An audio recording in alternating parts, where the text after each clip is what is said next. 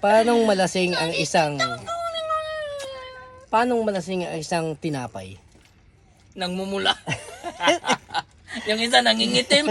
Putong yung itim ko. Quiz Ken. Master Junjun, nakita nyo naman. Akong bra.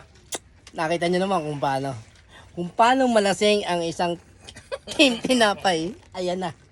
Oh, ito po isang ininom namin. Oh. Ano to? Alfonso. Ito. Oh. Na napakamura. Alfonso. Oh, saka ayun ang mga pulutan natin, guys. Oh.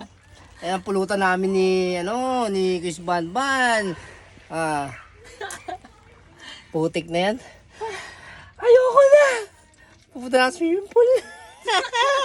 Namumula na talaga ako. Siya nangingitim. Patay tayo. Ayan. Shout out. Patay tayo. Patay tayo.